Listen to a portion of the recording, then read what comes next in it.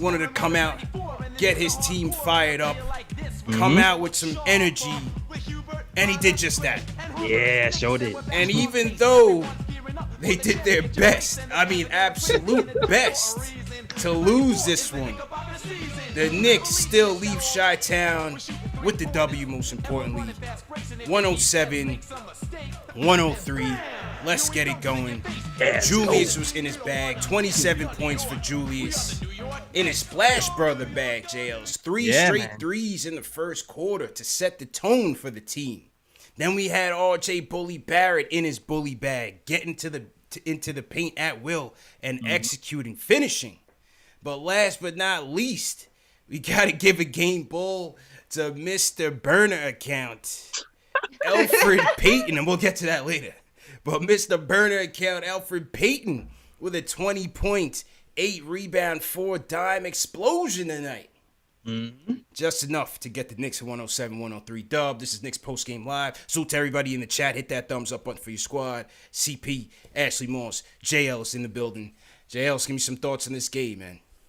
Yeah, first and foremost, like you said, CP, that first quarter was pivotal. Elfrid Payton, 10 points in that first quarter alone, ran out with 3 straight threes, held the Bulls to only 17 points.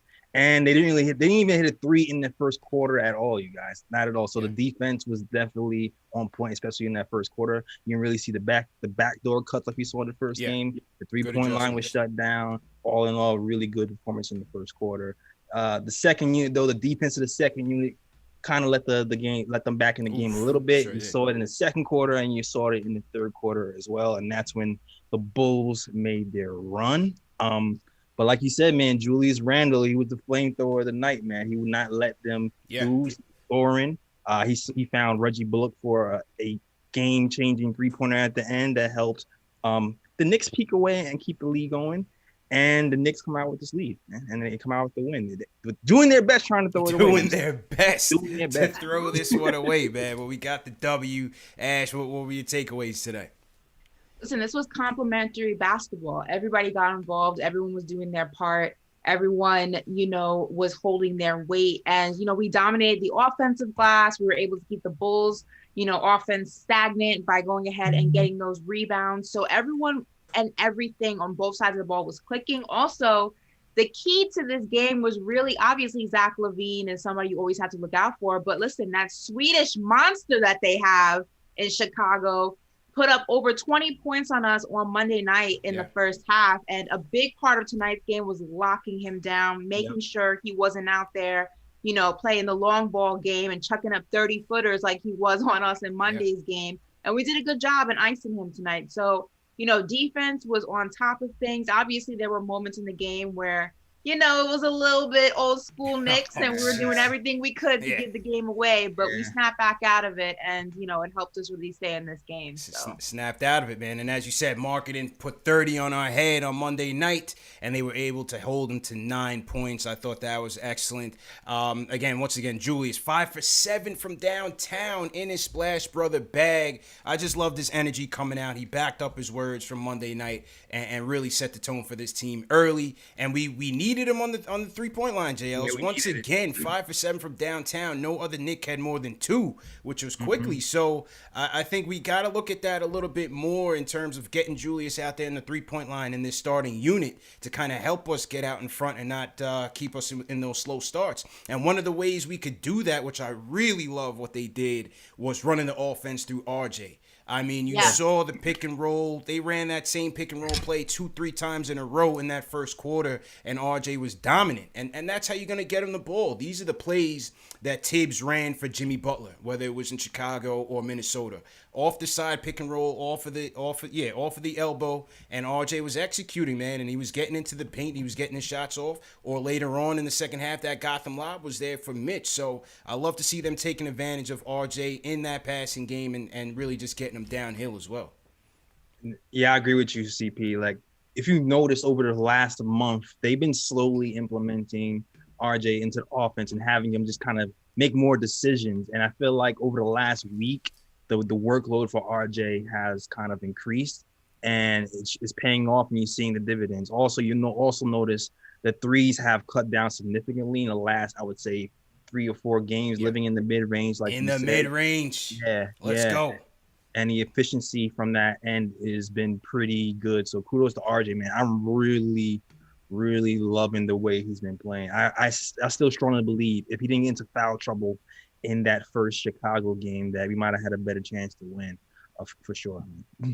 And okay, so I see the chat saying he's from Finland, not Sweden. There are such thing as Swedish Finns because Swedish is one of the language that they speak in Finland. So I think that's correct. But if it's wrong, I apologize. But I think the way that I said it is correct. I know he's from Finland, but that is one of the predominant speaking languages in Finland. So all good. Yeah. So if he is, I'm sorry. I apologize. Yeah, all good to the Swedes and the Finns out there. No problem. Peyton, we got to call Peyton to the stage, man, because, we look for these type of games from Peyton like every once in every 10, and he delivered tonight. He was aggressive. Once again, set the tone. The Bulls had no interior defense out there with no Wendell Carter.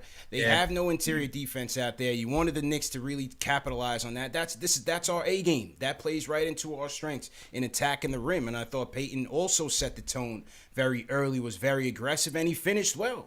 He finished well, 20 points, 9-19 from the field, and even had a clutch bucket, man, down the stretch when they gave it to him in the fourth, and he shot that three, man. I was cringing, Jails. I was cringing, like, don't take that shot. Don't, but he ends up capping the night off with a nice shot in the paint. So go for Peyton on the bounce-back game, man. Go for Peyton on the bounce-back game.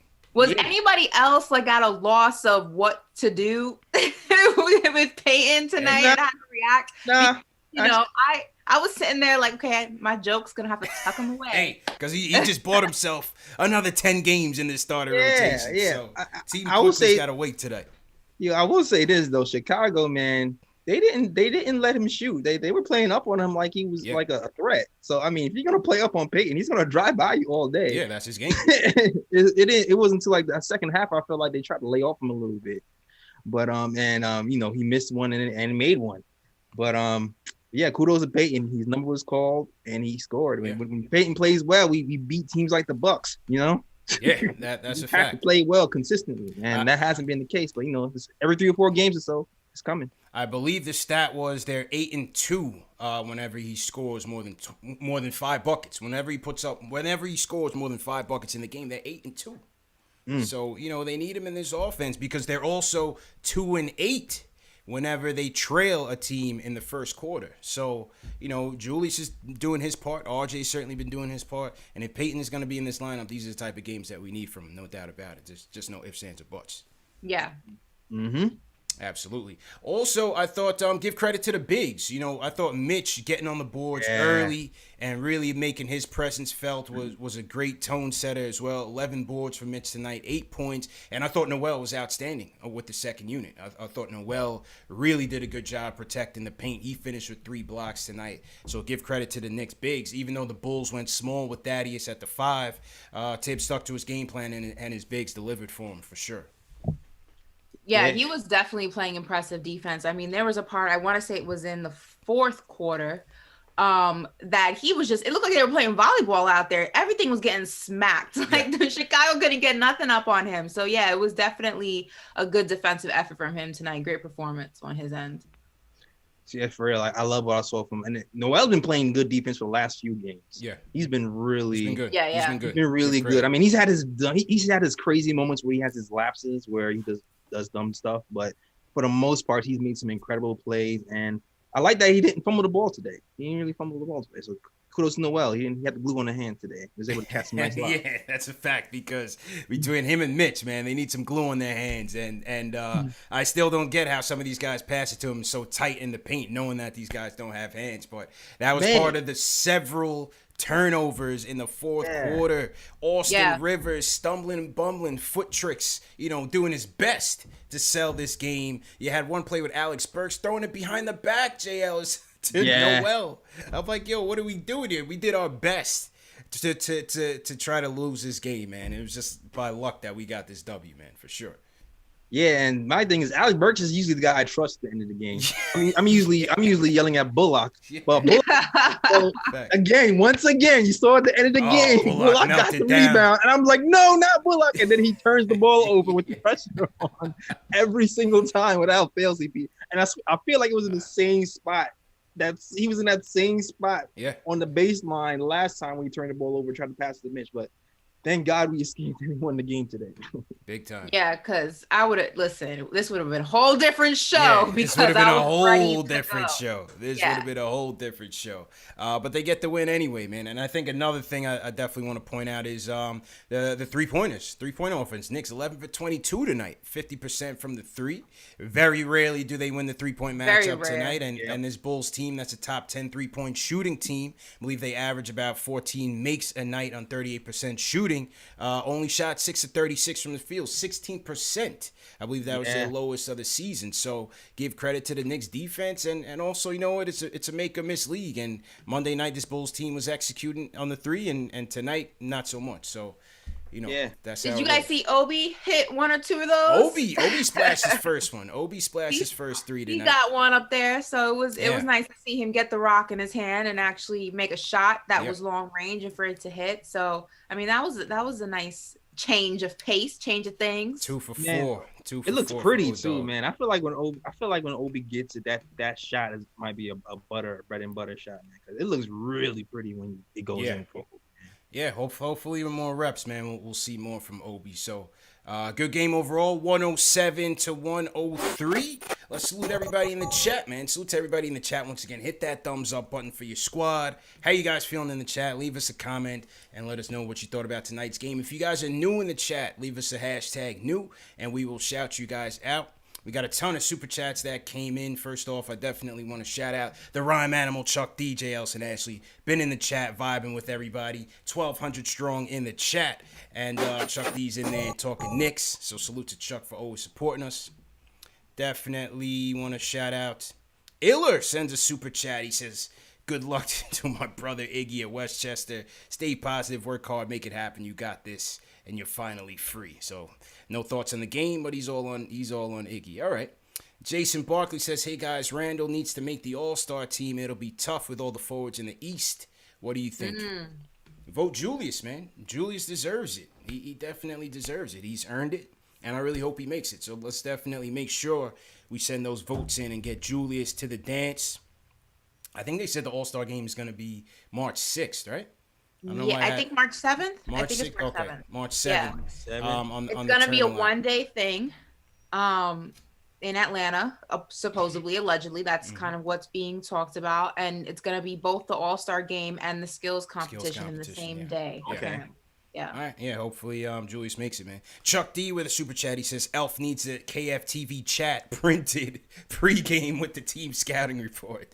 Julius was calm, man. Last 14 minutes was chaos, though. Yeah, for sure. Yeah. For sure, man. Other channel name says Ashley with the Scandinavian slander. I'm sorry. I thought he was Swedish. I am so sorry if I offended anybody. I am sorry. He's Finnish. Shout out to Finland. I am so sorry. I will not make that mistake again. You know why I said it? Because I heard Clyde call him Swedish. So I was like, okay, maybe, that's it. But, my apologies. I should have Googled it. It's Clyde's fault, guys. It was Clyde's fault. My bad. Chuck also says Zach LaVine showcase was club soda. That man is a future Laker, maybe Clipper, maybe Heat. Not a New York Knick. We have the R God to give the ball. Love that comment. And Zach LaVine, man, oh my God. Did you see he had one play where he gets a dunk in their, furious comeback. Then the next play he tries to shoot a 4-pointer, J. Ellis. Damn near from that backcourt. That's the thing, man. Feeling it. Terrible decision maker, bro. Terrible. He's a bucket. A terrible decision maker, man. Terrible. Yeah, it's one of those things. It's like when you're developing, you kind of try to figure out if you can make those shots or not. And he's a good bad shot maker. So it's tricky because Steph Curry. Who's the guy who's going to tell Steph Curry not to shoot it, right? But he probably bricked it before he started to make those. So it's kind of tricky coaching certain guys like that. And I would say the same thing about Emmanuel quickly as well. Yeah. Agreed, man. All right, let's hear from the people, man. Let's go to East New York. Jay's up first. Jay, how you feeling, bro? It's Ashley. How y'all doing tonight? Hi. Well, Yo, Jay, do me a listen. favor. No speakerphone, bro. No speakerphone. Turn on speakerphone. I don't. All right, hold on one second. Man, sound like he's in the hallway or something. Bro, what you doing, man? Protocol. Yeah, this was like a whatever win. You know, it wasn't really nothing too special about tonight. The one thing that I did notice is like if RJ could consistently hit about 3 out of 5, you know, threes, like he's definitely gonna be a 20+ a night guy. Like he just got to be more confident in shooting. I know he gets to the basket, he does it really well. The mid range is cool, but you got to work on that 3-point shot, you know. And also, I feel like they should get Mitch a little bit more involved in the offense, especially when we going against teams that's food in the paint. Like he should be getting more than 5 shots a game, you know. Yeah. But other than that, good win. You know what I'm saying? I'll take it. Yeah, why not? You know, you take those, and of course you want to see RJ, you know, be more proficient from the 3. But if he's doing this, what he's doing if he's doing what he's doing tonight every night, I'm good with it. That you're still getting production out of that. I can't complain. Why do I need to see RJ better from the 3 right now? I'm confused. Yeah. Why do I need that at this moment in time? That's maybe down the line, maybe next season, 2 seasons from now, definitely let's have that conversation. But Jay Ellis and I spoke about this on Monday's show. I'm okay with RJ doing what RJ can do right now. Stick to your bread and butter until you develop different aspects to your game. There's no reason to try to pull every trick out of the hat when you haven't mastered every trick. You know, what he's good at is driving in the lane, getting those floaters, taking it to the rim, moving in between defenses, being, Crafty, very crafty. Yeah, like, you being crafty. If you watch when he had the ball in his hand, 1 minute he's dribbling with his left, then he switches to his right, then he goes back to the left to make it. Like, do what you know how to do and do it well. And once you're able to incorporate other things, then incorporate them. I don't need them to rush. What's the big deal? Like, it's fine. Yeah. Snake dribble is looking nice out there, JLs. For real. And on top of that, I mean, the last 2 games he hasn't been hitting, but I do feel like there was still like a 9 or 10 game stretch where he's shot pretty well from 3. Yeah. If my memory serves me correctly. So I don't think all is dead from RJ from 3, but I don't also think he has to live there if he's just this efficient, from the inside. Go ahead, bro. Finish it. Yeah. You know, no, that's it. He doesn't have to. If he's this efficient from the inside, especially if you have the right guys around him, moving forward, past this season, I think he'll be perfectly fine. Starty DeRozan, man. Somebody in the chat said the same thing. Starty DeRozan, bro. If you're getting the mid-range down, you're getting to the line, and sinking, 5 out of 8, 4 out of 8, it's a good night. 17 and 20s range is where we need him to be. With Julius's productivity, everybody else needs to pick it up. But listen, I love what RJ's bringing to the table, man. The craftiness. Yeah. Getting into the lane. On top of that, he was a team scorer. He was leading in, scoring for the team up until, what was it, the 3rd quarter? Like 17. Like, he's good. Yeah. He's fine. Just we don't need to put more on his plate than we need to. It's okay. He can do what he's good at right now. We're gonna relax. RJ was definitely in his bag. And if you guys, 2nd year, man. Yeah, he's 20 years old. He's gonna be a monster. Yeah. And if you guys notice, if you guys notice, I do agree with Jay. I'd love to see them execute the Gotham Lob a lot more with Mitch. But if you notice, they were running with RJ, not Peyton as much. Mitch has to catch too. Mitch has to catch because if you notice, we start off the 1st and the 3rd quarters with the same play. Mm-hmm. And it's been happening for the last 2 or 3 games. And Mitch just has to catch that because it's there. But but also, they pack the paint. So those passes, they have to kind of be precision. But it's coming. It's coming. And then when we get some more personnel to stretch the floor, I think it'll become a little bit easier too. Absolutely. Not only that, but we can't overlook the improvements RJ has made in his game overall. I mean, look at his free throw shooting percentage. Absolutely. It's drastically better than it was last season. And he's only 20 years old. I mean, RJ hasn't even reached the type of player that he can be yet. He's still in those developing years, and everything that we can get from him, more consistency that we can see from him, is only going to make him an overall better player. I mean, it's taken guys years in the league to develop a long range shot. RJ doesn't have to do it in 2 seasons. It's okay. We can wait. The 7 rebounds a game too.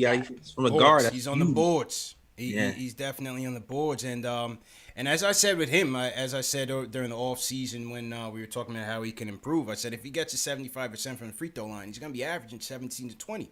And he's moved his average up. He's 14. He was at 14 last year on 61% free throw shooting, and now he's at 17.8 points per game. He's up to 75%, 6.5 boards, and 3 dimes a game. So this is progress for year 2, man. No sophomore slumps for sure for young Roan. So definitely enthused about that. All right, back to the phones. Dan from New Jersey. Dan, how you feeling? I'm feeling good. I just don't like the perimeter defense that we have. I think that we need an improvement. If you look at some of the best teams ever, especially looking at San Antonio with Bruce Brown, you had that guy who always wanted to come in and take on the best offensive player. Obviously, Zach LaVine's their best offensive player. You know the ball's going to there. And then you have Reggie Bullock on him and R.J. Barrett, and no one really wanted to step up and play that defense. I think we're really missing that defensive stopper to take us to the next level. And you see the Brooklyn Nets, they just added Imam Shumpert, a guy who we had in 2013 who wanted to be that defensive stopper. We really need a defensive stopper because there's a lot of great guards in the Eastern Conference. You got Kemba. You got Bradley Beal. And we need that defensive stopper. And I just don't see it out of Reggie Bullock or RJ being that elite defensive stopper on the perimeter. Well, I wouldn't say elite, but, Bullock certainly gives you an effort there on the defensive side. I think RJ is certainly a plus defender. Definitely won't kill you. LaVine got a little bit going in the fourth quarter. A lot of it, Patrick Williams really gave him a good effort to bring him back into the game. But, they did enough to get the job done. Obviously, we don't have a shutdown perimeter defender right now. But yeah, we don't. As a team, they're getting it done. Top defense in the league, they're getting it done. Yeah, I think we switched our strategy too, because I do feel like we was getting killed on pick and roll in the first few quarters. But I feel like we started switching towards the end, and you started seeing Randall. I saw Randall guarding LaVine. Randall guarding LaVine on the switches. So the coach is seeing it. We made adjustments, and I mean, it wasn't perfect. It wasn't perfect. Far from it, but. Yeah, Zach still got 24, but it was perfect enough to get the win. Got it going. What's the saying? Beggars can't be choosers. So we'll take it. I'll take it. And you know what? This is an important game because this is a team that they're gonna be battling with for that 10th, the play-in spot or a spot. So this is a team you got to get these wins against this team. It's very important because when it comes down to the wire and you're looking at tiebreakers. That could be it. So these are very important games against the Bulls. Knicks now 10-13. Knicks now 10-13. Chicago 8-12. So again, this was a big game for them in that regard when you're looking forward. Absolutely, it was a must-win game. It was a must-win game, and Julius said it, and they played like it. At least in the first half, they played like it. I think they ran out of gas a little bit. Maybe I don't know if it's tired leg because they stopped playing defense a little, stopped closing out, stopped playing pick and roll. But it's a must-win. I'm glad we got this one. Yeah, listen, that second unit did their best between Rivers and Burks. They gave Chicago all the momentum that they needed to fuel them into that fourth quarter. It got dangerous there, man. Rivers has got to be more careful with the ball. He's sloppy as hell with the ball, man. And then they pulled quickly after he makes a turnover. Yeah, he pulls quick. He pulls the wrong guy. He pulls quickly. Quickly hits 2 threes in a row. Yeah. Gets a turnover and he pulls him for the rest of the game. Facts. I just don't get it. I don't get it. I don't know, man. Hey, Ash, you had something? No, I was just going to say, these are the games you're supposed to win, especially when you're a team still trying to figure out your identity and you don't necessarily have the depth that some other teams have, especially when it comes to shooting. You're supposed to make it as easy as possible to get the wins you're supposed to get. And that's been a critique of ours with this team, is that they beat teams that nobody thinks they're supposed to beat, and then they lose to teams that they're not supposed to lose to. So obviously, it's going to be an up and down season all season for us, but you got to get the dubs. You got to put the wins in the columns against the teams like this that are also in the same situation you are. Chicago's not any better than us. It should be easy to beat up on them a little bit. It should be easy to get a dub on them. And that's what we did tonight. That's what we should have done Monday night. It's just, you make it easy as possible.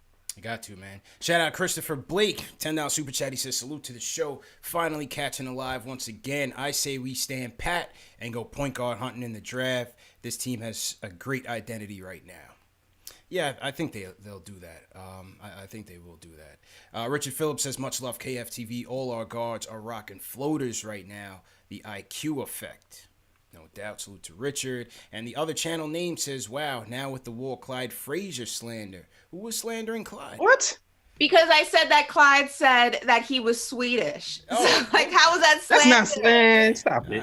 It's not Clyde slander. Y'all, I would think, you know what? I here. think you guys would be in a better mood. We got to win. Instead, we're just having this conversation consistently. It was ugly, man. That's why, man. It was, Good God. It was ugly. Yeah. Forget about marketing, man. We got the dub. JJ from Brooklyn. JJ, what's going on, man? Yo, CP, Ashley, what's going on? Jay, how's everyone doing, man? Good, man. How you feeling, bro?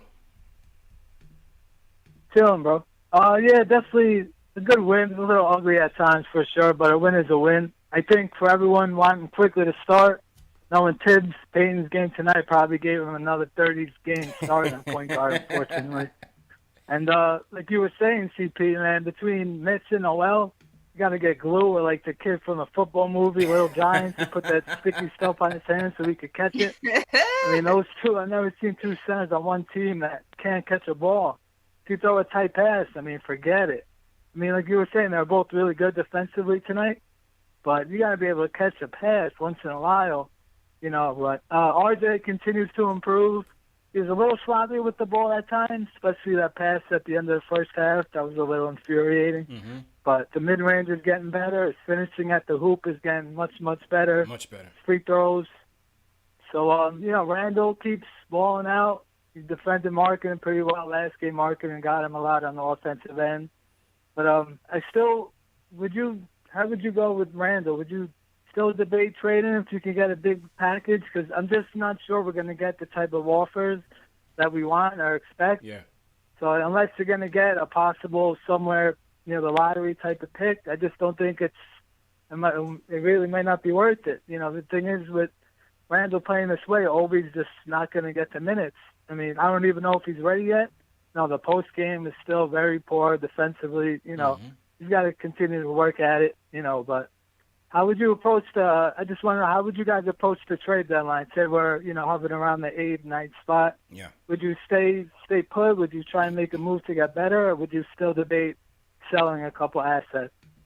Appreciate it, guys. Appreciate it, JJ. Well, listen, if they're still in the hunt, I don't see them selling anything. You know, whether it's Burks, Rivers, or even Randall. If they're still in the hunt, I think they're going to stand pat. Remember, they still have $18 million in cap space to spend. So, you know, they could be looking to upgrade pieces. I know Macri had mentioned in his newsletter potentially Seth Curry out of Philly as maybe a trickle-down move if Philly was looking to make a bigger upgrade and Seth Curry ends up shaking out from a cost-cutting perspective. I mean, he's one of the most deadliest three-point shooters in the league right now, so definitely won't come easy, but he's just kind of throwing some speculation out there as one of the teams who may be trying to shed some salary come the trade deadline. But in terms of Julius, you know, I don't see that big deal coming where, you know, they get something worth their while. So I'm going back with JL's was saying, man. Pick up the option and keep it pushing, man. What do you mean what JL's was saying? I was saying it too. Both of us were saying. We've been saying the same thing. I've come around to it. But look, whatever. Cut me out of the deal. You don't want to give him away is what I'm saying, man. You don't want to give him away. So you bring him back. He's earned it. I think he's earned it that, you know, this much so far to be back next year. But you still pick up the phone and listen. You know? What do you guys think? I mean, you always listen. Right? You're not a good GM if you don't listen. You just don't do anything stupid. You gotta give me, you know, a bunch of picks, young prospects, something that we can hang our hat on. If that's not what we're gonna get, then hang up the phone pretty much. Yeah. So no, exactly. 100% agree with that. Exactly. So, but I'll listen. I'll listen to anybody. I'll listen to anybody on the team. Right. I'll listen to anybody. But who we giving up? You know what I mean? I think it also depends, and this would be a front office decision. You know, what is your expectation for the team? Yeah. This season and next season. If your expectation is to win the most games possible and be, even if it's a bottom seed contender, then you don't trade Randall. If you're okay with the rebuilding process, if you will, continuing into next season, the season after that, and being maybe worse off than we were this season, if that's okay with you, then you see what you can get for him. But I think that's a decision the front office has to make. If you ask me, I don't think they're in a rush to be a contender next season. I think they're okay with where they are and trying to figure out this team. And I think if you were to ask me if this was 3 seasons in the future and we were facing this situation, it'd be different. But we're not there. We're here. And right now, at this moment in time, this team needs Julius Randle more than we need to trade him. And that's really is all it comes down to. Yep. Tom will blow a gasket if he traded Julius Randle. Yeah. That man wants to win. Yeah, he wants to win. He wants to win at all costs, man. So it's gonna be interesting to see the piece that they bring in here, because even when you think about a Curry, or people mention like a Devontae Graham, I mean, that's kind of the role that you want Quickly in, though. Is it not, JL? It's like, yeah, it is. Like, it's funny because I do want another guard here who can shoot, but I also want our coach to make a decision on a guard, or maybe our front office, to make a decision on that guard if we're able to get another guard here who can be better for us on the offensive end of the ball. But that would be my hope if we ever was to make a move like that. Will it happen? I don't know. Yeah. We'll see, man. Time will tell. With the trade deadline is about a month and a half away, so we'll see what type of moves the Knicks make. So to everybody in the chat, once again, hit that thumbs up button for your squad. I completely missed our hashtag new, so if you guys are new in the chat, leave us a hashtag new, and we'll catch you guys this time. Ash, who you want to shout out in the chat tonight? Shout out to everybody schooling me on the difference between Sweden and Finland. Oh my God. Thanks for that. Yeah. But you know what? Shout out to Chuck D, because he said it's all good, crew, because it's all Scandinavia. Yeah. They're all one. Yeah. So, whatever. Chuck got dropped the knowledge, man. Yeah. So it's a rhyme animal dropping knowledge. Thank you, Chuck. I appreciate you. Exactly, man. Yeah. Who else? Anybody else in the chat? Let me see. Mike's Man Cave says trade for Oladipo. Interesting. I'm not interested. Now, there is some talks of Oladipo and Indiana maybe moving him sometime. Well, he's with the Rockets now, right? So right. Yeah. The Rockets. He was with the Pacers, now he's with the Rockets. Yeah. So there is some talk, though, that may not be his permanent home. So I don't know what that means. I actually heard that the Heat would be in talks to get him, and it's no secret that he has a very strong interest in playing for Miami, but I don't know if Miami be willing to part with the pieces necessary. So that may fall into, I don't know, New York's lap, but I don't know. How would you guys feel about Oladipo in the blue and orange? It's not really moving me, to be honest with you. Yeah, okay, I'm not alone. I just wanted to make sure I wasn't alone on this. Yeah, Oladipo's not really moving me, man, to be honest. JL's, where you at on that? I like him as a player because you're not moved, bro. You're not moved. Yeah, it took you too long. I feel like it took you too long, bro. It depends on what the price is, man. Like it says, like if you switch out Oladipo for Bullock, that that could be something. Even though his 3-point shot isn't what it really used to be, that's my only real issue with it. But he's a legit scorer though, so it's one of those things where the talent level upgrades, but the fit, you're not sure how that's going to work out. We're going to end up having to do a bunch of finessing to get some more lobs. So I don't know. I'm not with the trading for an expiring contract, man. I'm just not with that. And then paying him. You know what I mean? I'm just not with that. I'll wait. I just don't see. I mean, I just don't see the value that it would cost. Like it'd be different if it didn't cost anything. Yeah. That would change things for me a little bit. But for what it's gonna cost, I don't know. I just don't see it. I say you go into the draft, you do your thing. If he's worth it in the off season and worth adding as a piece, you pay him. If you really feel like he's worth that. But to me, I'm not that high on him, to be honest with you. Yeah, I mean, he's a 21 point per game scorer right now. But even though the efficiency isn't as good, it's a little bit of a gamble. You don't know how much money he wants to command to. Yeah. So that's a question. Yeah, it's a lot of question marks. It's definitely a lot of question marks there. But he's playing well. He's playing well over there. Also, I just don't think the Knicks are in the position. I mean, financially is one thing, but I just don't think we should overpay anyone. Like, for what? I just don't feel like that's something that we have to even explore. I think that there are going to be a lot of, players available after this season. I think, you build with what you can build without having to give, a lot away for. I just feel like we've done this revolving door thing before and we've spoken about this. I think if you can go ahead and try to keep as much as your team together without having to trade the house for any one person, develop the guys that you have, see how they look at the end of the season, and then make a better, decision on who would fit well into the already existing equation. Stop trying to build the equation around one piece and build that one piece around the equation, So I don't know. I'm not a fan. 100. So to everybody in the chat, once again, hit that thumbs up button for your squad. Shout out KB, team #new. We also want to shout out, you good, Jails? The Dallas one. Oh, Dallas one. Ooh, all right.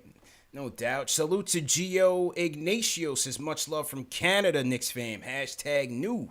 I wonder if Gio goes to that same gym as Iller, man. You remember Iller called and started flexing and was like, yo, I go to the same gym as Jamal Murray, and he was dropping a ton of names, Jails. Exactly. I eat pizza with Iggy. Yeah. Iller called in and flexed, cousins, man. I heard, We need verification, though, Iller, man. I don't know if you're getting buckets in there or you just like getting the Tim Hortons orders and whatnot, man. We need to know. Not the Tim Hortons. We need to know, man. Are you just a rebound guy or are you getting buckets in that gym, Iller? Call in. We need answers. Bro, we need answers. All right, let's get back to the phones. Let's go to Daryl from Manhattan. Daryl, how you doing? I haven't heard from Benji in a minute. Hey, how you doing? Shout out to you guys there at KnicksFanTV. I wanted to talk about Tibbs, Coach Tibbs.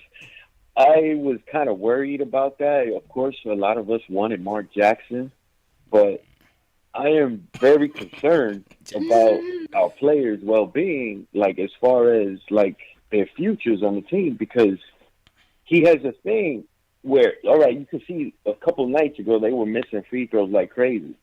They're tired, and it's like when it was mentioned earlier about we win one night, we blow out a team, and then the next night we're losing. We're tired, and it's like it's going to be a bipolar effect for the whole entire season, like what was said. And I'm concerned about players getting worn out and then getting injured in the long run. Okay. I mean, so I'm just a little bit worried about how long this whole Tibbs thing is going to last, how many years, how this is going to work. Well, I mean, because I wasn't happy with the two starts that Quickly had, and then all of a sudden I like him better off the bench. Whatever happened to him growing in the starting position? Give him a couple more games. He still is growing. Give him a week. Started though. Then make that decision. All right, appreciate the call. No, he didn't. Quickly never started. Just to put that out there, Quickly never started. I was about to say, did I miss that? Yeah. That would have been a celebration. That would have been a celebration. Appreciate the call down. No, Quickly never started, and I think he is getting groomed ultimately into that role. But Peyton had it going tonight, so Peyton earned the right to close the game, and he certainly did so tonight. As far as the minutes, listen, it's just something that we're gonna have to watch. It's just something that you're going to have to watch over time. I mean, Tibbs has claimed, as part of kind of redeeming his reputation, that they were going to work with the analytics guys and there's other ways to kind of, taper down guys' workload, whether it's not having them practice or, as the season progresses, they taper down the minutes. So we'll have to see how it goes. I can't tell the immediate impact that all these minutes are having on these players. I don't know about you guys. Yeah, I mean, it's definitely too soon to tell. I think the back-to-backs have weigh on players, but I think that's any team. But I don't know if the minutes, I can't make that assessment just yet. But I will say this. If this were a team, again, this is going back to, the nucleus of this conversation, that if this were a team that was expected to go far into the playoffs, then you have to really use those minutes wisely, because you don't want to gas guys by the time the postseason comes around and they have no legs. But this is a team that if they get into that bottom spot, that's luck. That's a miracle. That's not what we planned for. I'm excited about it, but yay, let's do it. So I don't think you have to really necessarily maneuver your team like that. I think what Tibbs is trying to do is he's just trying to get these guys to play together. I think he's just trying to get these guys to figure out, who works together, what units work together. I think he's trying to get these guys comfortable. I think he's just trying to develop a repertoire. He's trying to develop a chemistry. He's trying to develop a culture. And you can't do that without these guys playing. So I don't know if the minute situation is a bad thing right now. I think if we were a different team, I don't see an issue with it. I don't. I think the season's going to be bipolar regardless, just because of the type of team that we are. I don't know if the minutes are going to add to that or change it. I just think it is what it is. The minutes. I got you. I kind of agree with the other guy a little bit with there, actually, to be honest with you. Like, I do feel like Tibbs doesn't trust, other players in the game, and Tibbs, you've seen before, like in the end of the game scenarios, fourth quarter, we'll be up 20 points, and Randall and RJ and those guys are still in, and we're like, yo, Tibbs, we got a game tomorrow. Yeah. We up 20. Yeah. I mean, those situations. Those situations. That's you don't need crazy injuries in the last 5 minutes of the game when we up 20. Like, I'm still a little concerned about the way he used those situations. That's fair. Go ahead. Ed. These guys are young. They should be able to play. That's what I'm saying. You're acting like we have a team of, if this was like the Lakers or a team like the Nets or something, where you have older guys and you need to rest their legs and you need to make sure that they're not winded and gassed. You have 20-year-olds in this team. You should be able to do this back to back for a week straight. What? Come on now. Listen, Jamal Crawford told me players want to play. It's as simple as that. Players want to play. So, he didn't seem to have much of an issue with the minute situation. I mean, look at it tonight. Randall 38, Bullock 27. Look at the heavy hitters. Randall 38, RJ 32. You had, Obi got his 10. Rivers got 18. Burks got 19. Quickly got his 13. Peyton got his 35. I'm not complaining about tonight per se. You're just saying on the whole. Yeah. I got you. All right. People in the chat, that when Darryl dropped that Mark Jackson name, boy, people in the chat were going at him. They said you're the only one that wanted Mark Jackson, bro. People said he just wanted to call just to drop the Jackson Hive name and hang up, JLs. Everything else was fluff. I guess, he might be right about that, but I guess the Hive has left the building. I don't see anybody in the Hive anymore. That's a fact. Let me pay some bills real quick. Salute to everybody in the chat once again. Knicks get the W 107-103 over the Chicago Bulls. This show is brought to you by our friends at Manscaped. Fellas, Valentine's Day is coming. It's right around the corner. There is no better gift to get from your lady and to give to your lady than making sure the lawn is nicely trimmed for that special day. And our friends at Manscaped is going to take care of all you guys, man. If you guys go to manscaped.com, enter promo code Knicks, you're going to get 20% off plus free shipping on all products. The signature product is the Lawnmower 3.0. This is their aerodynamic men's grooming tool below the waist. It's waterproof. You can do it in the shower. It has an LED light. You know what I mean? If you want to do it in the dark, whatever you're into, it has that for you as well. And it gives you nice battery life, man. It's cordless, rechargeable battery. It's a high-powered device, man, and it comes with a ceramic blade technology to make sure that you don't get those nicks. You guys know what I'm talking about, man. You guys use those regular shavers, you're at your own risk. But with the Manscaped Lawnmower 3.0, it is nick-free technology, and so that's why I want to take care of you guys, man. Go to manscaped.com, enter promo code Knicks, and get 20% off plus free shipping. All right, just got to pay the bills. All right. You forgot your favorite part. Which one? The no testimonials needed. Oh, yes. Most importantly, no testimonials. Just let us know you got it. No pictures. We don't need any, before and afters. Just go ahead and take care of business, man. I trust you guys. But, yeah, that's it, man. Thank you, Ash. Appreciate that. Very important. Very important to get that disclaimer out there, all right? No testimonials, please. All right. I was saying I didn't hear from this guy in a while, and he was on the line. I didn't even see him. Benji, what's going on, bro? Hey, how you doing, man? Sorry, the last time I tried to call you guys was after the win, I think over Orlando, but I couldn't get through. So it's been a minute. No style points. Happy we got the W. Definitely much needed. I think in years past we would have, found a way to blow this game. So obviously it was ugly down the stretch. Some very questionable turnovers, like Bullock.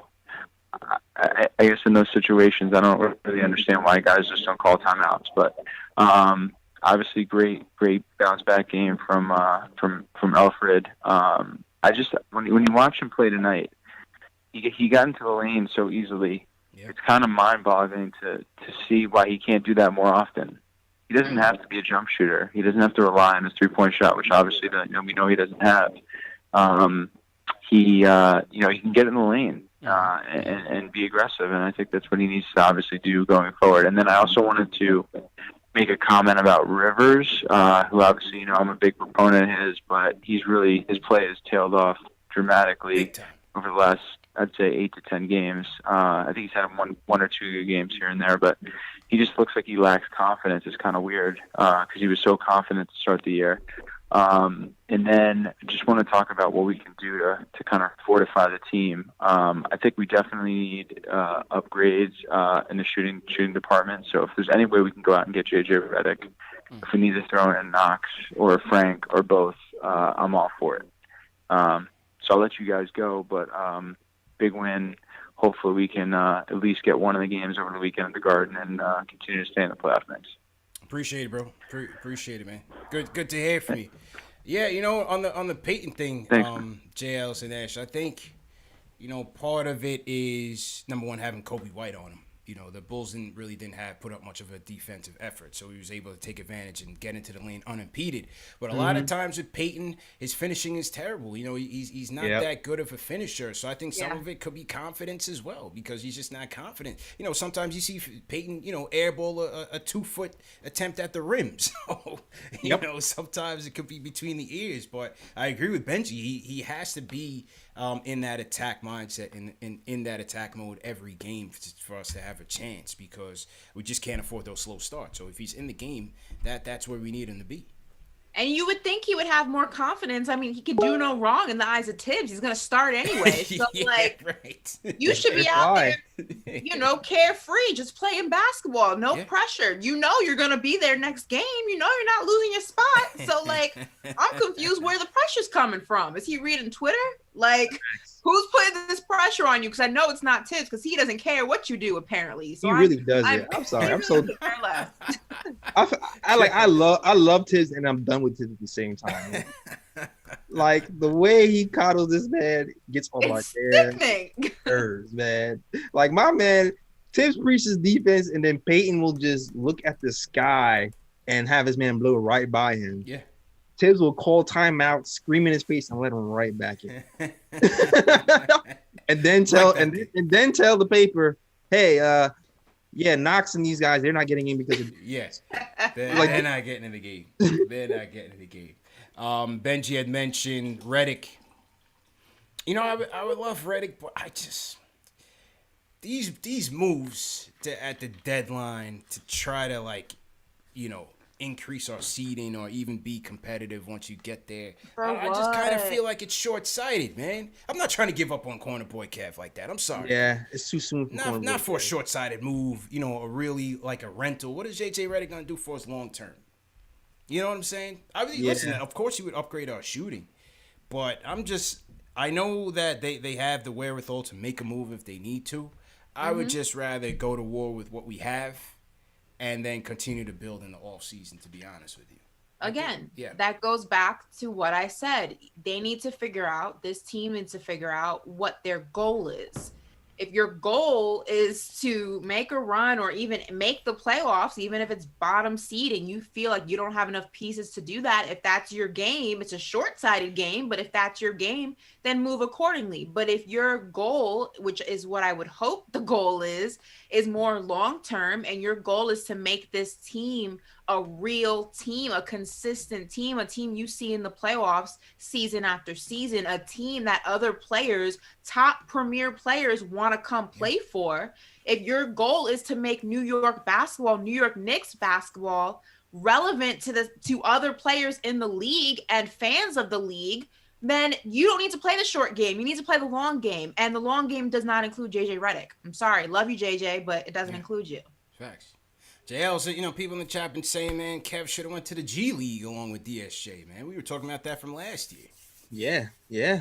I mean, at this point, you might as well put him in the G League because if Tibbs is not going to play him, Fizz would definitely play him. He'd play him 45 minutes. If Tibbs is not going to play him, then you might as well go over there with DSJ and get your game in and try some things out because right now it's just a waste of time sitting on the bench. It's a done deal. Unless somebody gets injured, that boy is not getting off that bench. I agree, man. Free corner boy Kev, and as Rivers continues to dig us in a hole, as Benji said, man, there's got to be some opportunity for somebody to take that spot. I said the door is ajar for like a week and a half, and that door is wide open right now because we're not playing Utah. Still not producing. We're not playing Utah, man. What gives? I know. I said this is who Rivers was going to be, man. I told you guys he was going to have the game, the Austin Rivers game, which he did early against the Jazz. And then I said you're going to hate him some nights. And there's a lot of nights like that because I don't know what happened to Hudson Rivers. I don't know, man. I don't know. I don't know what went wrong. Rivers has been burying us, man. And a lot of the times it's like he tries to get going in the offense out of the flow of the offense. Like, get in the team, man. That's my concern. Even when you talk about JJ Redick, I was like, I don't know. Maybe I'll take a guy who's more of an off-ball guy. Yeah. Instead of Rivers to balance out the team more. Yeah, he's always trying to get it in his own, bubble. Like, yo, you missing Obi every night consistently. Pass the ball, man. Give it a quickly and just, stand in the corner, catch and shoot situations, No, I can't do that. Yeah. You just gotta play all of our games in Utah, apparently. Yeah, that's it. That's a fact. It's the only place he knows how to play. I don't know what it is. Just paint the court purple. Yes. Yes, indeed. But okay. We gotta get to our guy. Here he is. I was just notified by Dave. Salute KnicksFanTV Dave. J Boogie from North Carolina in the building. Talk to us, man. He's gotta get the guidelines ready. Takes a little delay. What's good with the team? Hope everybody's staying healthy and safe, man. It's good to see you back aboard, CP. But shout out to Ashley and JL. Y'all did a wonderful job holding down the fort. That's what a team is all about. Y'all unified. I like that, man. Hope everybody's staying healthy and safe. Protect your home, protect your family, man. Wash your hands, man. That thing is still out there. It's not moving, going nowhere. That thing is still out there, man. You know what I'm saying? Hey, what a big night, man. A lot of energy on the court. We came out here with a mandatory win tonight. Them boys were sitting at home watching us play that Sunday before we got there. See, we played a hard game against the L.A. Clippers. That's what you call a win-loss, because that loss we got from the Clippers, we got a lot of big ups from a lot of players around. And you know what I'm saying? They shouting us out, and they know when you come play the Knicks, it's a fight. But as soon as that game was over, we had to get on that plane and go to Chi-Town, you know what I'm saying? And they caught us out there slipping and lollygagging coming off that L. But it's cool because we got our rest that night. Tom Thibodeau hit that bulletin board. He started putting together everything that was going on, and the first thing they put up there should have been marketing. Chuck D him, shut him down. Don't let him put up no numbers, no figures, or nothing like he did the other night. And we came out there, Julius Randle had mandatory victory for us tonight. He came out busting out like a Kentucky Derby. The horses was running tonight, and we handling our business. And I like that, you know what I'm saying, because we learning how to fight back and come back from L's, you know what I'm saying? That's what shows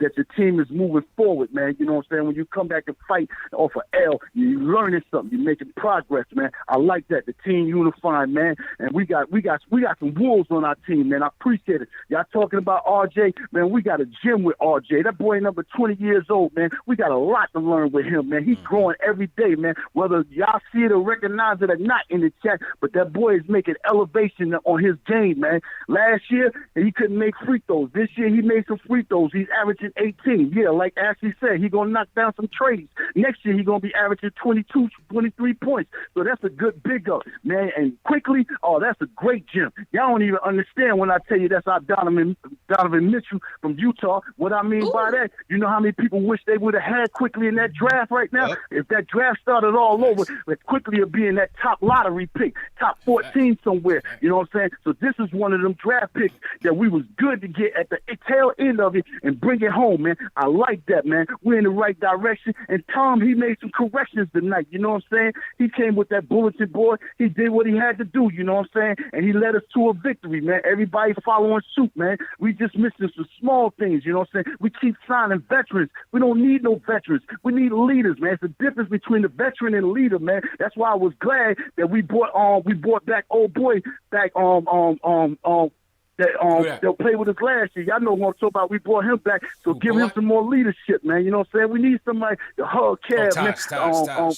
Mitchell, let him know everything is gonna be all right, man. Stop listening to what the other people saying, all that video gaming and all that, man. Handles and all that. Do what you do, protect that rim, grab the rebounds. That's what you do, man. That's what we love and that's what we want, man. You looking like you really want to check tonight. You know what I'm saying? Getting some rebounds and protecting that goal, man, and shut down marketing. I like that. Julius stepped up to the plate for all that, man. But we doing real good, man. And I ain't making no trades. You know what I'm saying? Only way I'm gonna make a trade, I'm gonna say it. Only way I'm gonna make a trade if I'm gonna bring that boy Bradley Beal. Everybody else is out of the equation. I ain't trading for no Jack Levine. Let him get on that red car. He was sitting down and drive that to L.A. I ain't trading for that boy out there in Sacramento, that Buddy Hyde boy. I ain't trading for none of them. I'll build inside that draft if I ain't getting Bradley Beal and certify my picks. You know what I'm saying? It's a shootout there in Gonzaga. Corey Crisper. Take a look at him. It's another guard down there at SEC. His name is Cam Thomas. Take a look at him. You know what I'm saying? I'm scouting right there. I'm all over the place looking for players that can play inside Tom Thibodeau's system. So he gonna be here for a while.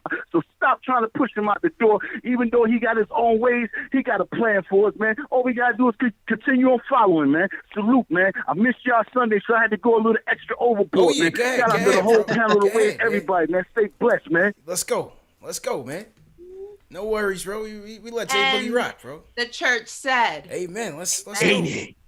You know what he I'm saying? Said Buddy Hyde. Don't know who that is. I definitely want to meet Buddy Hyde, though. That's Buddy how Hyde? Oh, man. When Jay Boogie spitting, he's spitting, man. Listen, respect. Chuck D said the Jay Boog Gospel. I do like what he said, though, because I think there's a common misconception that veterans equal leaders. Not all leaders are vets, not all vets are leaders. And I think that's a great point. This team needs leadership. Whichever form that comes in, it comes in.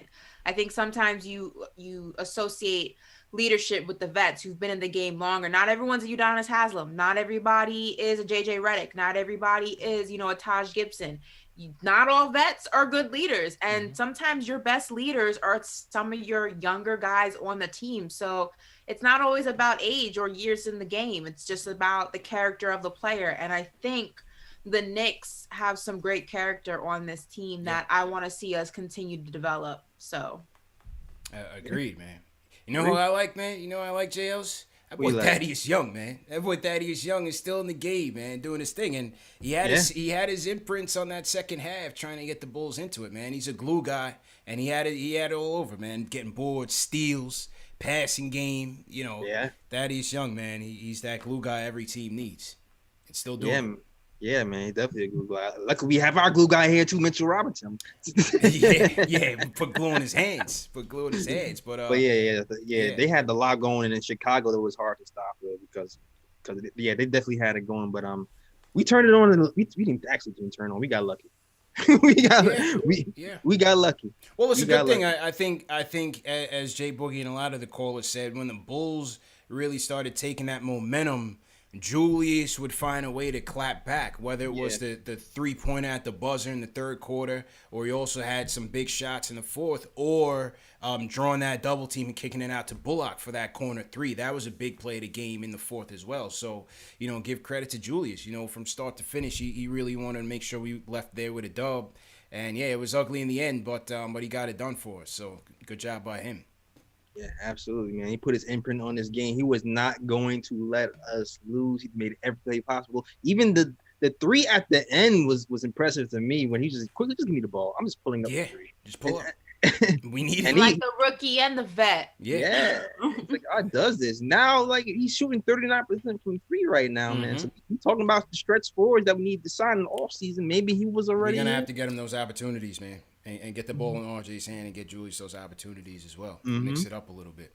Facts. Definitely going to need it. So to everybody in the chat, once again, hit that thumbs up button for your squad. 1550 in the chat. Let's go. Let's get those likes up. Let's get those likes up to 1,000. CP, Ashley Moss, JL's in here. This is Knicks Postgame Live, the #1 show for the fans by the fans. Make sure you subscribe to the channels. Make sure you share these videos. Very important to do so. I want to shout out Above the Rim. He says, can we do away with the frantic vet Bullock at the end of the games? Elfrid Payton did not want to be interviewed by Clyde with the short answers. Yeah, Payton was tight. And that's definitely his burner account on Twitter. That's what Above the Rim says. Definitely. We gotta investigate this. We gotta investigate this because I gotta find this because it was hilarious. All week, I was getting DMs from Twitter, Instagram. Yo, CP, we found Elfrid's burner. We found Elfrid's burner. I'm like, yo, what are you guys talking about? So now, they screenshotted this stuff on Twitter, and this really could be Payton, man. Let's take a look here. Let's investigate this. Let me just say, if this is the worst burner account ever, the Twitter handle is literally like Knicks 66 or something. It's Knicks fan 6. It's not even like subtle. Like it's Knicks so fan 6, and this is like this person or account just continues to go to bat for Payton after every game. So one tweet says, another game, but this time New York has to let Elfrid control the game more. Let him get comfortable. Then the results would speak for themselves. And then shout out Quivers58 says, cut Payton and Knox, who replies right back. There's another tweet he says,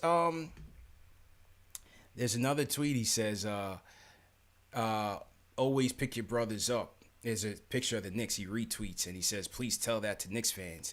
And Twitter user White Boy Kev says, shut up, Payton. You goofy. Yo, they go at this dude. They are not convinced it's not Payton. Another one, he says, wow, so Elf has a bad assist day and y'all post this? See, that fake stuff I'm talking about. SMH.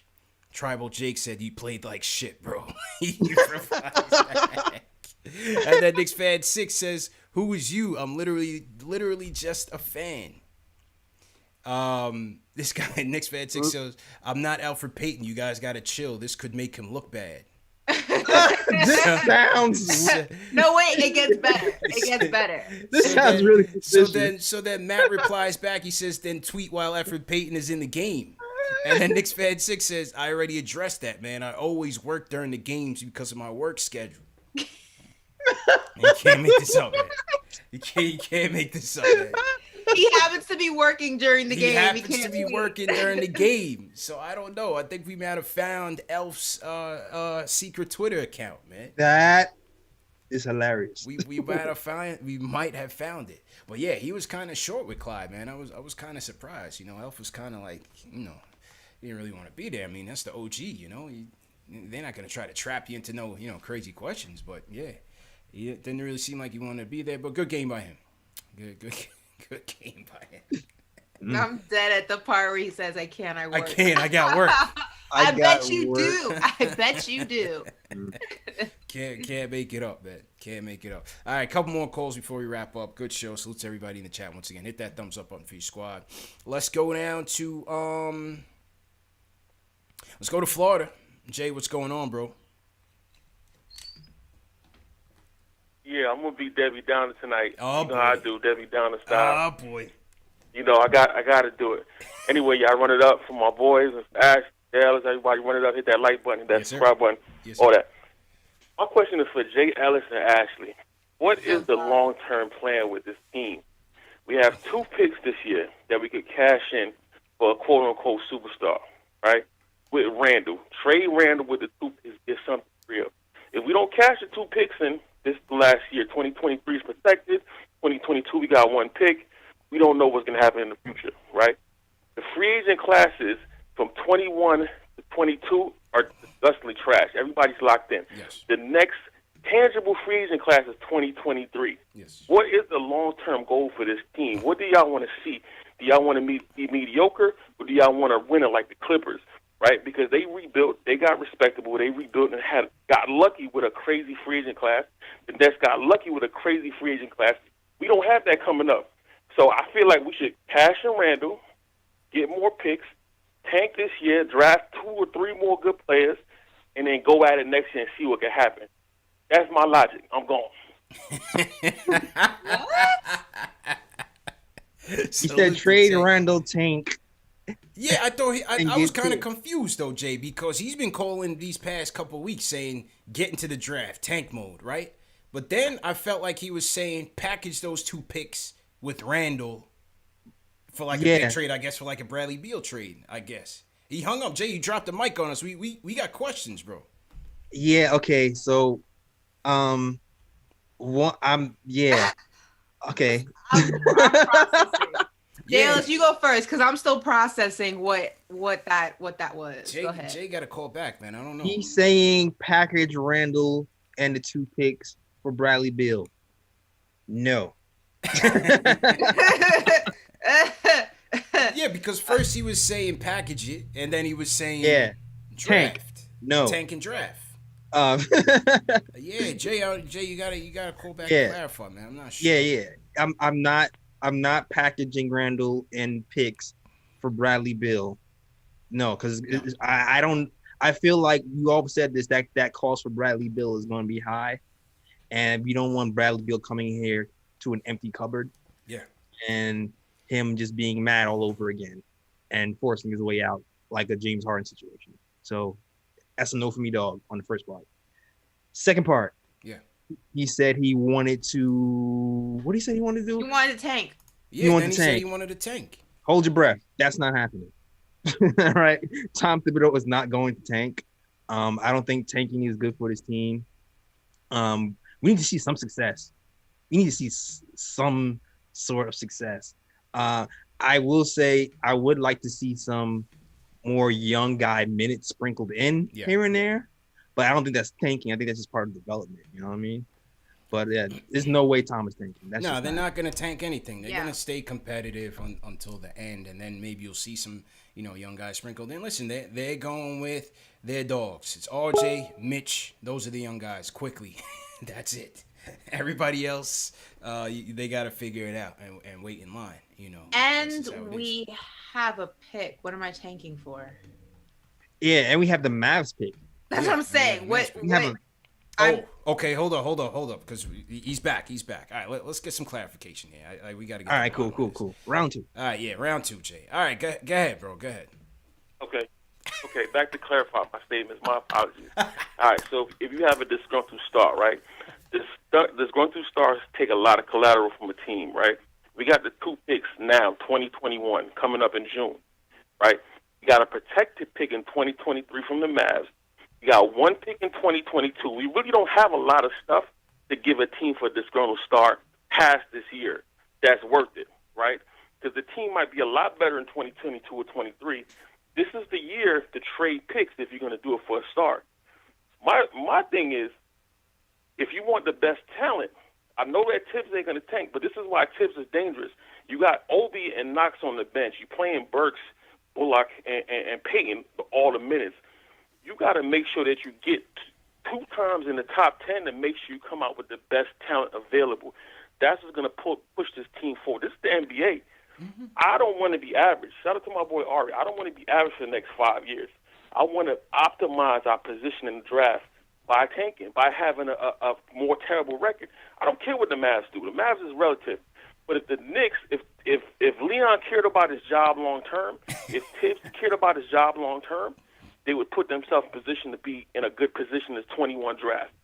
Back to the star thing again, as I reiterate, after the 2021 season with these 2 draft picks, the collateral, the power of our assets decrease because 2023 is protected. We only got 1 first-round pick in 2022. Okay. And who knows what's going to happen in the future. Everything's clarified. He set the record straight, I guess. I disagree. Okay. It's still a no for me, dog. It's still a no for me, dog, and here's why. I'm going to have to say no. It's a no for me, dog, and here's why. I don't think it's the perfect time to trade because we don't have we don't have that many pieces in the cupboard. That's why. Yeah. Like if you're looking at what we have, like if Knox hit, if Frank hit, if our young guys hit, then we'd be in a better position to make a trade, or we wouldn't have to trade a Quickly or a Mitchell Robinson or Obi or guys like that to make a trade happen. That kind of just empties our cupboard and forges away our future. So it's not the perfect time.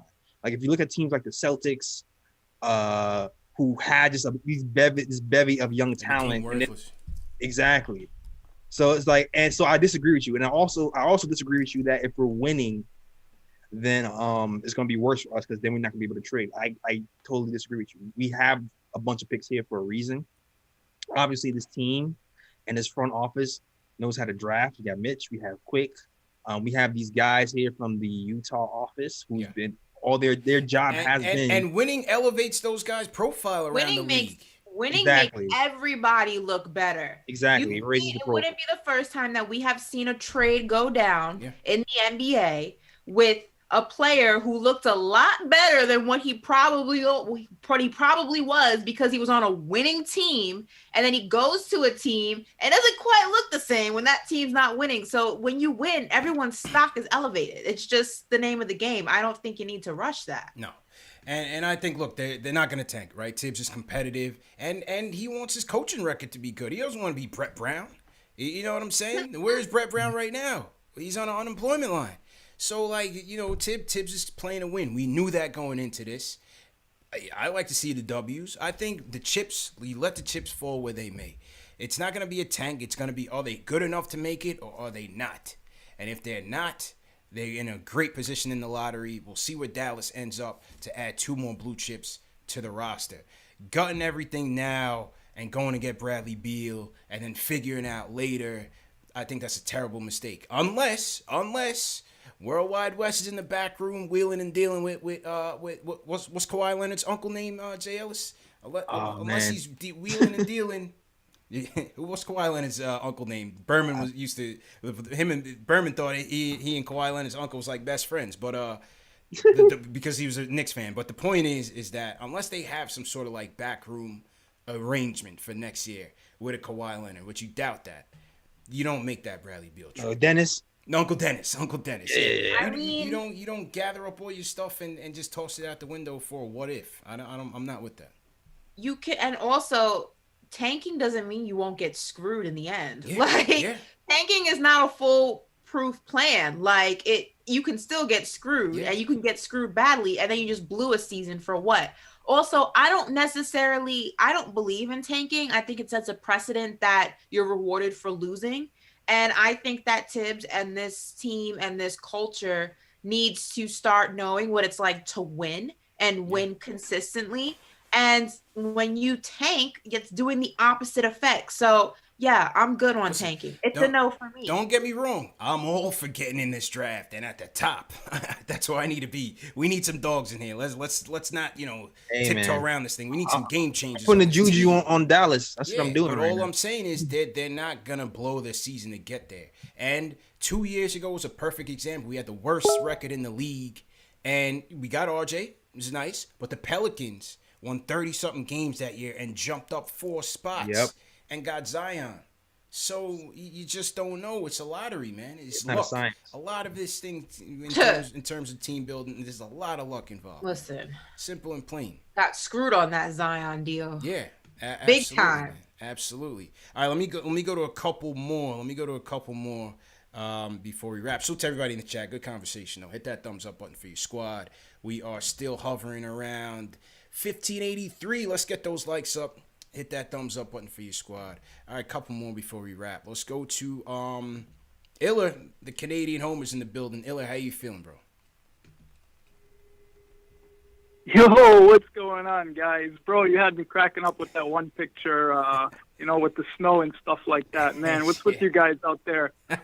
Sandra calling from the sky, and you guys call it state of an emergency. Yo, let me tell you something, bro. Now, depending where you live in Canada,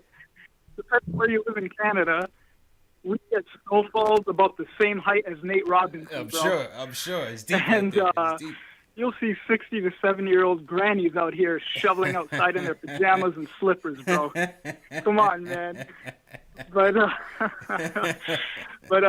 yo, you called me out, bro. I think you had a question or something for me, and We need answers, bro. We need answers. The other day you called and flex. You said you hoop at the same gym as Jamal Murray and Thon Maker and all these other guys. I need to know, Iller, are you getting buckets? Or are you getting the Tim Hortons orders and getting rebounds? We need answers, bro. I need somebody from that gym to verify. Okay, please. Your thoughts, please. Absolutely, bro. What it is, it's called the Athletic Institute, and what it is, it's the basketball academy and camp. And right now, because of COVID, there's no athletes like living on campus or anything like that.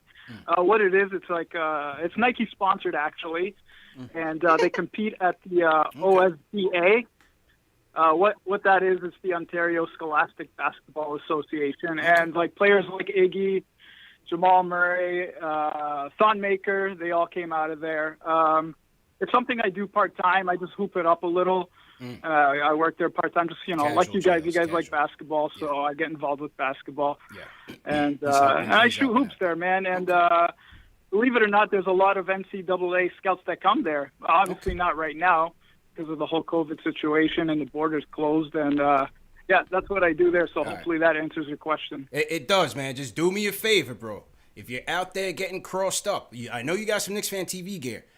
Just keep it plain.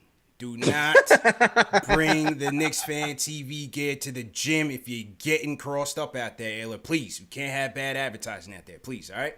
Crying. I would never let you down, bro. Trust me, I can hoop it up, bro. I told you, man, when this whole COVID thing is all finished, bro, you're more than welcome to come up here, man. I can introduce you some guys, bro. We'll hoop it up together, bro. You'll see everything. All right, no doubt, man. No doubt, bro. Appreciate the call, man. Shoot, get the invitation to dust off the old. That's it, bro. The old sneakers. That's it, man. I gotta get my knee braces, JLs. You know Let's go. Oh my God. Let's go. Stretch some ACLs out, man. I'll do the play-by-play. Yeah, that's a fact. So salute to Illa, though, man. Salute to Illa. All right, let's go to Colin from the Caribbean. Colin, where in the Caribbean are you at, man? Where are you at, bro? Oh, echo. Hello, how you doing? Oh, hey. Hi. What's going on, bro? How's everything? You sound like you're in the Caribbean, man. You sound like you laid back with the vibe right now. Where you at? Relax. I know, yeah, it's a little, I can't hear you guys too well, but yeah. Yeah. I'm in St. Vincent and the Grenadines, and I think somebody on the panel here is Trini, right? Somebody. JL's is an adopted Trinidadian, not official. We've adopted him. Yes, he is the Soca King, the Soca King of Brooklyn. Yes, yeah, they like to adopt people. I'm actually a New Yorker, but I've been adopted down here in St. Vincent, so it's all good. Okay, all right. No. Anyway, you guys are great. Long time watcher, first time calling, and I think first of all, I'm glad that Peyton had a good day. But we got to get rid of him. I mean, fuck it. Just start Frank. Family show. And while we're at it, we need a small forward. Just put Knox in there. Let's get the boys some run, you know? Yeah. Okay. All right. Appreciate the call, man. My man was on a vibe right now. He was so relaxed. He even curses relaxed. Yeah. Oh, my God. You heard that, too. But it was like, CP's like, what's up? Well, he's like, hello. How are you this evening? I'm fine. Currently, I'm under a palm tree drinking a pina colada. What about yourself? St. Vincent took all that New York edge off, man. You're in the snow? Exactly. That's unfortunate. That's unfortunate. Can't relate. You hear that? You hear that? Those are ocean waves. Oh, anyway, my God, man. Back to basketball. Yeah. So. That's a fact, man. Salute to Colin, man. Salute to Colin for sure. Couple more before we wrap. Dan from Long Island in the building. Dan, how you feeling? What's good? I hope you guys are having a good night. Listen, CP, I heard you on Evan Roberts' show on Saturday. And I'm not trying to drag Evan Roberts or drag anybody over there at the Fan, but, and I know you got to be polite because you got to work on all these platforms, but those cats are just they're just trying to get some of your light, bro, because you're onto something over here. The fans get to speak, the fans get to give opinions, and they really can't offer that at WFAN no more. You know what I mean? So I'm so happy. I hope you guys never change what you're doing. I'm getting my KnicksFanTV beanie. Let's go. All right, to get me through the rest of the winter. Yes, sir. And you just keep doing what you're doing, man. Appreciate it, bro. And I know there's all those bright, shiny lights, but I hope you guys don't change because you guys are very refreshing and you're cutting edge. And also, big shout out to Jay Boogie and the Shut 'Em Down reference at PE. Yeah, that was nice. For that was us old heads. That was nice. It was really nice to hear him throw that out there. But here, listen, here's my question for tonight, guys. What is Reggie Bullock doing? Can you guys get Macri on to explain, to break down the film? Because I don't know what Bullock does that Knox can't do. I don't see that grit, grimy defense everybody's talking about. I don't see it.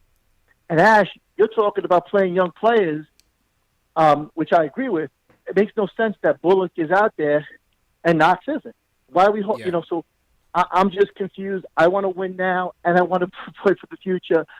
And I don't know what Bullock gives us that Knox doesn't. I mean, I know Knox doesn't have much of a motor, but I just don't see what Bullock's doing, man. I really don't. So, that kid's in my crosshairs right now. Anyway, guys, keep up the good work. I'll listen to your answers. Take care. Appreciate it, Dan. Appreciate it, man. The thing with Bullock, JL, is what I see. He's a fan favorite. What'd you say?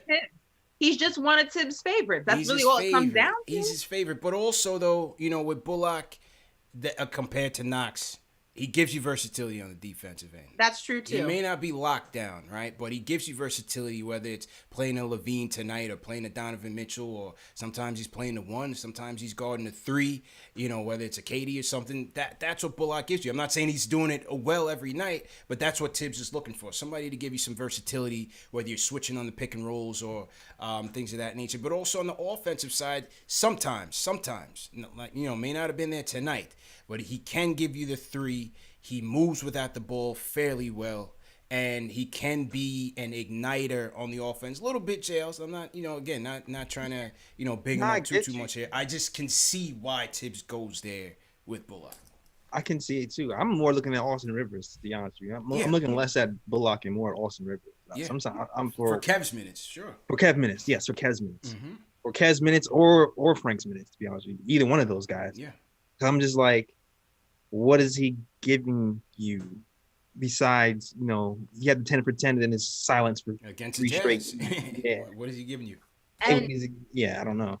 And going back to Knox, I think also Bullock, he doesn't get rattled by the changes in the game like I think Knox does. I think, Knox is easily affected by his surroundings sometimes. And, you don't get that with Bullock. So except with the fourth quarter, like 2 seconds left. Yeah. Then he's helter-skelter. For the most part. Then he's helter-skelter, but definitely. For the most part. Yeah. And I think, as a coach, you want someone who's going to kind of weather the storm regardless of what the waves around him look like. And I don't think Knox is that guy. And also he's clumsy.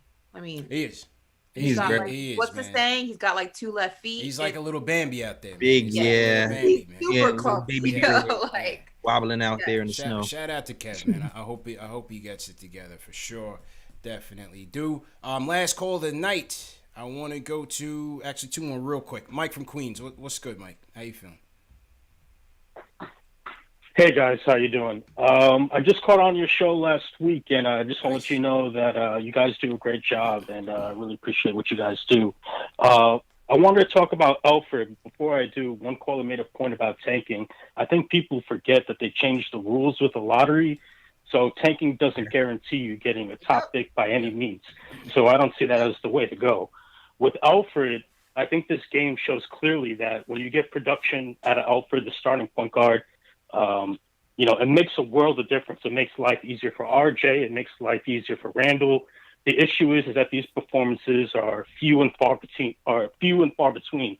So I wouldn't mind seeing the Knicks trying to upgrade with the veteran that they can get on the cheap. I don't like trading for Zach LaVine or Redick or Ball. Because when you look at the roster, a lot of the guys in the rotation are just not in the Knicks' future. Yeah. Bullock, Noel, all those guys are not in the future. So the Knicks need a lot more talent. I do like George Hill. I think the Knicks could get him on the cheap. He can run pick and roll. He can run the point guard. He can shoot 3. He plays defense, and he's under contract for next year. So worst comes to worst, if it doesn't work out, you could flip him next year for a young player, second-round pick. And I think he helps the Knicks get to that 10 to 8 spot. And I know Ash was saying that might be a little short-sighted. I don't think so, because I think if you can get RJ, Obi, Randall, Quick, some experience, some playoff experience, I think that bodes well for the Knicks' future and helps their development. I agree. Yeah, I think the playoff experience would certainly help him. George Hill, would George Hill play over Payton? Would he be that big of an upgrade over Payton? I mean, he can shoot a 3 for sure. Off ball, he could definitely get it there. But would he come here and automatically just I'll try anything. Anything, right? Anything. I would get Hill, man. OKC wants picks. Yeah. Here's a second. Cut Payton outright and put George Hill. I don't know, man. I'm having a hard time with this trade deadline stuff, man. I'm just having a hard time. I'm just not sure where they go. Not sure. And I also want to clarify, because I know he said, making the playoffs would be short-sighted. I don't think, having our guys get experience in the playoffs, even if it is at the bottom seed, can hurt. What I'm saying is I don't want to make any drastic moves to get there. Yeah. That's what I'm saying. I don't have an issue if we can keep our guys together and we're still able to get that 10th spot. Let's do it. Get the experience. It may be a one and done, but who cares? You were in the playoffs. You were there. You know what it's like. You know how the game slows down. You know what the vibe feels like. Let's, build on that for next season. But I'm not trading away a big chunk of my team to get there, because I know it's going to be a one and done situation. So that's what I meant by that. Yeah. It just depends on the price. The playoff experience will be valuable. It just depends on the price and who you bring in. What is this contract? I actually like this. I actually like this George Hill idea. I'm not even gonna lie. George Hill. I'm not even gonna hold you. Let's look it up and see. Yeah, listen, he wouldn't be a bad pick. I'm just saying they bring him in. Cut Payton. That's what I'm saying. Are you cutting Payton straight up? Okay. All right. Straight up. Straight. I don't need nothing. Or unless he wants to go to OKC, it's fine. You're gonna have to go through Tibbs first. Right. You would have to cut Payton, right? Yeah. Like I don't know what I haven't really been paying attention to OKC like that this season to see how he's having this season, but we don't really need I don't even think we need a real playmaker from the point guard spot right now. George Hill Hill needs somebody to hit shots. Yeah, you need a shot. Yeah, you need a shot maker. But his name is Quickly. That's why I don't see the point, but I get it. George Hill's making $10 million. 9.5 this year and then 10 next year. And then you can always, I guess you can flip him in the summer if you need to too. Sure, certainly. He's an expiring too. Yeah. So it's 9.5 and then 10 next year. How old is he? George Hill, he's 34 right now. 34. George Hill, part of the Kawhi Leonard trade. A little trivia for you people. You know what I mean? Mm-hmm. Indiana Pacers drafted Kawhi Leonard, not the Spurs, Jails. Yeah, all right. I'm gonna dig more on Hill after this to see. It was a draft night swap. Kawhi Leonard and George Hill. All right, no one cares. Okay, except for maybe Dylan, the Spurs fan. All right, I care. I'm just like, get me a point guard that can shoot. Yeah. All right. Last call of the night. Let's go to the closer, new closer tonight, Chris Blake. Finally caught us live. Chris, what's going on, bro? You are the closer. Yes, what's going on? Oh, man, y'all put me on the spot. I thought Jay Boogie would have handled the closing, man. He got me out there wrestling. But, yeah, appreciate y'all calling, doing y'all thing. Jay Boogie, Jay Ellis, CP, Ashley, y'all been doing a wonderful job holding it down. I really wanted to call in because of that J.J. Redick comment that was thrown out. And dude was old. He shoots 30%. I don't even know why we were going there, but y'all shot that down right out the sky, so I appreciate that. I really, I put the super chat. You don't need to do anything, in my opinion. We have youth on the bench that's just sitting there developing while we got draft picks. We have cap space. We have abundance of riches. We're winning. We're developing. I don't even see the need to really make a win now play because what do? We make the playoffs. We get sweeps in 4 games or we win a couple games here or there. We play playoff basketball every night, shortened rotation, slow down game. We're not really getting much out of it by doing that in, another arena. You know what I mean? I think we just need to take our time, be patient, as I've been saying for the 3 years. We're doing the right thing. We're making the right moves. Let's just calm it down, and see where this team is at the end of the year or year 2 or even 3. You might be surprised if he just let these players grow. Yeah, I would love to just see them grow, with get some chemistry here. Even consider bringing up Burks back. Rivers, I'm not so sure, but yeah, listen, Rivers for Hill. Yeah. Chuck D said George Hill would be perfect for the 2012 Knicks. Yeah, that's what I'm saying, man. That's what I'm saying. Like George Hill did his days, man. Yeah. It's a no for me on that. I'm just these. I need some shooting, man. I need Elfrid out of here, though. I don't know. I don't know. Listen, to me, the shooting that you need is quickly. Burks to but then up, Bullock to be more consistent, and unleash corner boy Kev again. Yeah, but then after quickly, then what? Oh yeah, then we're screwed. Then we go into the draft. That's what I'm saying. That's in the game. You have Elfrid Payton ignoring Obi in the second unit. Absolutely, man. I don't know. Listen, all the answers and everything's not gonna be solved in 1 year. You know what I'm saying? Everything is not going to be solved in 1 year. So this is just year 1. All right, here we go. Yeah. This is just year 1, man. So I need a younger George Hill here. Yeah. Facts. But when you build that time machine, we can go ahead and make that happen. Yeah. It's almost done. You joking. All right, guys. I told you. I mentioned it a few weeks ago. Got it. Great show as usual. Hey, good win, man. Good win. Great conversations, great calls. All the way around, man. I'm definitely glad to have everybody back here. Jay, let's go ahead and sign out, bro. Yeah, definitely check out Nick Time Show. We on all audio platforms. It is SoundCloud, iTunes, Google Play, and Stitcher. Also find us on youtube.com/Nick Time Show. Please like and subscribe videos over there. Subscribe to our channel. And also watch our blog at thenickytimeshow.com. Catch some merch over there. And shout out to the writers who contribute to the blog. Mikey, Ken, all you guys contribute. Shout out to you guys. That is all. Back to you, Ash and CP. Yes, sir. Ashley. What's up, everybody? First and foremost, I once again apologize to my Finnish brothers and sisters. I will not make the same mistake again. Make sure you guys follow me on Instagram and Twitter at Ash Nicole Moss. Subscribe to my YouTube channel, All In with Ashley Nicole. And keep a lookout for new stuff coming your way. CP and I have some things we're working on, and we can't wait to share it with you guys. Yes, sir. And salute to everybody in the chat. Once again, hit that thumbs up button for your squad. 107-103, bounce back, clap back win by Julius and the squad. Leave us some comments, man. Let us know what you guys thought about the game. Continue the conversation after this video goes off. We do have a Discord group as well. If you guys want to continue the conversation on Discord, we will send you guys the link. Also on Twitter, man, we have private Twitter groups for you guys to join. So the conversation is always continuing. We're always on, always talking Knicks. Remember, this show is available in audio podcast format, Apple Podcasts, Google Podcasts, Amazon Alexa, Stitcher, Spotify, all the major ones. So no reason to miss it. If you can't make it on video, you can always catch it on audio podcast format. And yeah, man, great show, great show. We'll be back Saturday. Knicks take on Dame Dollars and the Blazers. Oof, Dame just eviscerated Brody and the Wizards the other night. Washed up these Bulls last week as well. So we owe Dame, but man, oh man, that boy's an assassin. So hopefully we get that bounce back win at home. Melo coming home again. So hopefully we return the favor after we lost those guys in a tough one against the Portland Trail Blazers. A couple more super chats that I want to shout out. Shout out my brother Ron Hansley.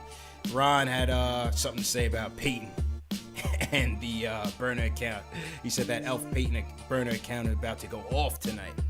Yeah, he just might. I'm about to go on Twitter and check it out right now. Salute to Fritz Francois. Says, hold on. Welcome to the tough. Fritz Francois says, why does Austin hate Obi? He won't pass to him. That is true. That's a good question. Yo, Austin is tunnel vision like a mug, boy. Tunnel vision. I need a collage. I need like a video montage of Obi running down the middle with his hands out like this. Yeah. I'm telling you, man. Pascal says, am I the only one down to trade Obi and first rounders for Levine?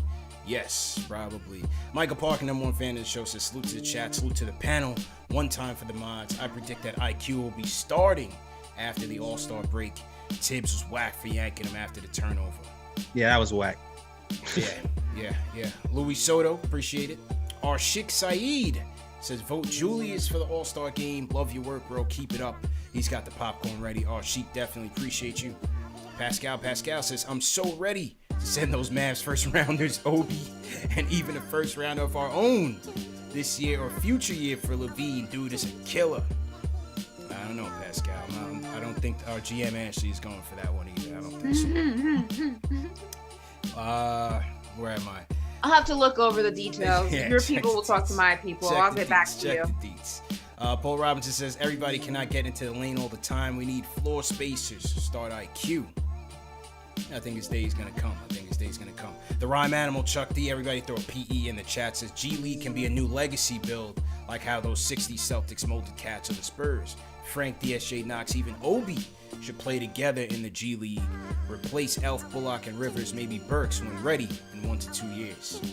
Ari says, since all you want to do is pick up Randall's option, what do you do at next year's deadline? Trade him for half the value or extend him for the max money? We don't know what the value is. You know what I'm saying? You don't know what you can get for him right now.